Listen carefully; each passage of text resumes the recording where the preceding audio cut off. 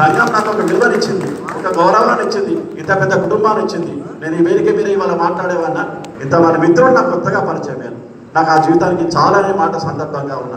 ఒక దృఢ సంకల్పంతో ఖచ్చితత్వాన్ని పాటించి ఖచ్చితంగా మన గోల్ రీచ్ కావాలని సంఘం విలువ పెంచే విధంగా ప్రయత్నం చేస్తున్నా. ఉమ్మడి కరీంనగర్, నిజామాబాద్, మెదక్, ఆదిలాబాద్ జిల్లాల టీచర్ ఎమ్మెల్సీ ఎన్నికల్లో పీఆర్టీయూ బలపరిచిన రఘుత్తమ్ రెడ్డి గెలిచారు. ఇండిపెండెంట్ అభ్యర్థి మోహన్ రెడ్డిపై 1707 ఓట్ల తేడాతో విజయం సాధించారు.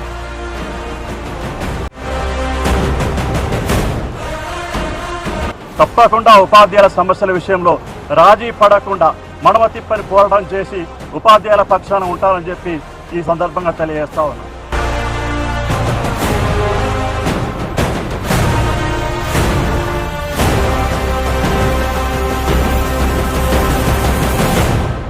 ఇప్పుడు కూడా తప్పకుండా ప్రభుత్వం మెడలు వంచి మన ఆర్టీసీ కార్మికులకు సంబంధించిన సమస్యలు సాధించుకుంటూ పీఆర్టీ సంఘం తన పాత్రను పోషించాలని చెప్పి తెలియజేస్తూ ముగిస్తున్నాం. ఉన్న పాఠశాల లేక భవనాలన్నీ పిల్లలు లేక నిర్వీర్యమైపోతున్నాయి. వాటి గురించి ఇంతవరకు 6 సంవత్సరాల కాలంలో ప్రభుత్వ పాఠశాల మీద, ప్రభుత్వ విద్య మీద ఒక్క రోజు కూడా గౌరవ విద్యాశాఖ మంత్రులు ఇద్దరు ఉండి మా దురదృష్టకరం, ఎందుకంటే ఇద్దరు ఇప్పుడు లేరు సభలో, ఒక్క రోజు కూడా సమీక్షా సమావేశం జరగలేదు. ఈనాటి బడ్జెట్లో కొంత ఉద్యోగ ఉపాధ్యాయులకు సంబంధించి ఏదైతే ప్రభుత్వం 1/7/2018 నుంచి ఇవ్వాల్సినటువంటి పీఆర్సీ మీద దానికి బడ్జెట్ కేటాయించడం కానీ ఆ మాట లేకపోవడం అని కానీ కొంత ఇబ్బంది కలిగించేటువంటి విషయంగా ఈ దృష్టికి తీసుకుని వస్తూ బకాయి చెల్లింపుల్లో జీపీఎఫ్ కానీ, పీఆర్సీ బకాయిలు కానీ, డిఏకి సంబంధించిన ఏరియస్ బకాయిలు కానీ, ఇతరత్ర బకాయిలు ప్రభుత్వం దగ్గర, ట్రెజరీల దగ్గర పెండింగ్లో ఉండిపోయినాయి. గౌరవనీయులు కూర రఘుత్తమ్ రెడ్డి గారు శాసన మండలి సభ్యులు చెప్పినట్టు తప్పకుండా అది పరిష్కరించే దిశగా ప్రయత్నం చేస్తూ ఉన్నాం. అది ప్రతిరోజు కూడా కొంత చేస్తూ రాబోయే 1 మాసం 2 మాసాల్లోగా 100% క్లియర్ చేసే దిశగా మేము ప్రయత్నం చేస్తూ ఉన్నాం. మన రాష్ట్రంలో ఉండే ఉద్యోగ ఉపాధ్యాయులకు అది పాత పెన్షన్లో కొనసాగటం వీలుగా కేంద్ర ప్రభుత్వం చేత జారీ చేయబడ్డటువంటి 57 ఉత్తర్వులను కనుక అమలు పరిచినట్టయితే చాలామంది ఉపాధ్యాయులు అప్పటి వరకు నియామకం పొందినటువంటి ఉద్యోగ ఉపాధ్యాయులకు లాభం చేకూర్చే అవకాశం ఉంటుంది.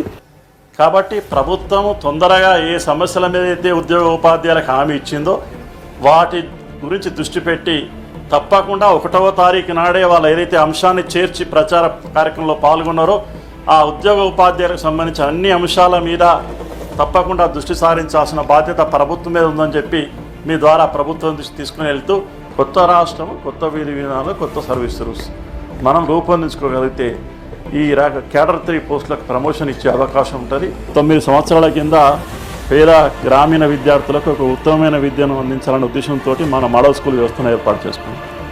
ఇప్పటి వరకు వాళ్ళకి ప్రమోషన్లు కానీ బదిలీలు కానీ ఇంతవరకు జరగలేదు సార్. ఆ ఉద్దేశంతో ఒకటి వేతనాలు 010 కింద వేతనాలు 2 నెలలకు ఒకసారి 3 నెలలకు ఒకసారి వస్తున్నాయి కాబట్టి 010 కింద కావాలని మన విద్యాశాఖలో ఎస్ఎస్ఏలో పనిచేస్తున్నటువంటి ఉద్యోగులు, ప్రత్యేకించి కేజీబీలో పనిచేస్తున్నటువంటి మా మహిళా సోదరిమణులకు తక్కువ వేతనంతో పనిచేస్తూ ఉన్నారు. వారిని పూర్తిగా రెగ్యులర్ చేయడం అంటే ఆర్థికంగా ఇబ్బందితో కూడుకున్నటువంటి పని.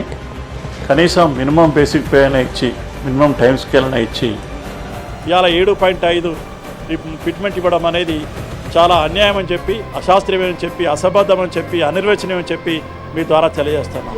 45% తగ్గకుండా ఫిట్మెంట్ తోటి పీఆర్సీ ఇస్తామని చెప్పి ప్రభుత్వాన్ని కోరుతూ, డిమాండ్ చేస్తూ, ఆశిస్తూ ముగిస్తున్నాం. ఆ 317 జీవో ద్వారా ఇబ్బంది పడుతున్నటువంటి మిత్రులకు, ఉపాధ్యాయులకు, ఉద్యోగులకు ఒక భరోసా కల్పించాల్సిన అవసరం ఉందని తెలియదు. ఈ రాష్ట్ర ప్రభుత్వం ఉపాధ్యాయ ఉద్యోగ సంఘాలతో సమావేశం ఏర్పాటు చేసినప్పుడు 317 జీవోకు సంబంధించిన సమస్యలు ముఖ్యమంత్రి గారు స్పష్టంగా ప్రకటన చేసినారు. అదేవిధంగా 2008 డిఎస్సీ ఉపాధ్యాయులకు ఉద్యోగాలు ఇస్తామని చెప్పి ముఖ్యమంత్రి ప్రకటన చేస్తున్నారు. దయచేసి మీ ద్వారా ముఖ్యమంత్రికి కానీ, ఇక్కడున్న మంత్రులకు కానీ అది మా ఉద్యోగ ఉపాధ్యాయులకు సంబంధించి కూడా ఈహెచ్ఎస్ కార్డులు పెండింగ్లో ఉన్నాయి సార్. 4-5 డిఏలు పెండింగ్ పడి ఎప్పుడూ గతంలో ఈ పరిస్థితి లేదు. కాబట్టి దయచేసి ఉద్యోగులకు ఇవ్వాల్సిన డిఏల విషయంలో పూర్తిగా 5 డిఏలు బాకీ సార్. వాటికి కేంద్ర ప్రభుత్వం 4 ఆల్రెడీ ఇచ్చింది, ఒకటి కేంద్ర ప్రభుత్వం బాకింది, మనం 4 బాకింది మీ రాష్ట్ర ఉద్యోగ ఉపాధ్యాయులకు. డాక్టర్ బిఆర్ అంబేద్కర్ గారు సూచించినట్టు విద్య ద్వారానే సమసమాజం ఏర్పడుతుందని చెప్పి వారు ఏదైతే సూచన చేసిండ్రో ఆ విద్యారంగాన్ని పటిష్టపరిచినట్టయితే మంచి సమాజం, మనం అనుకున్న తెలంగాణ, మనం అనుకున్న భారతదేశం ఏర్పడడానికి అవకాశం ఉంటుంది. కాబట్టి విద్యాపరంగా అన్ని రకాలుగా మన వ్యవస్థను అభివృద్ధి పరచుకొని ఆ పిల్లలకు అవసరం ఉన్న పిల్లలు మన దగ్గర ఉన్నారు, వారిని దృష్టిలో పెట్టుకొని పాఠశాల విద్యను మరింతగా ఎంకరేజ్ చేయాల్సిన అవసరం ఉందని కూడా ఈ సందర్భంగా తెలియజేస్తూ జై హింద్, జై టీచర్, జై టీచర్.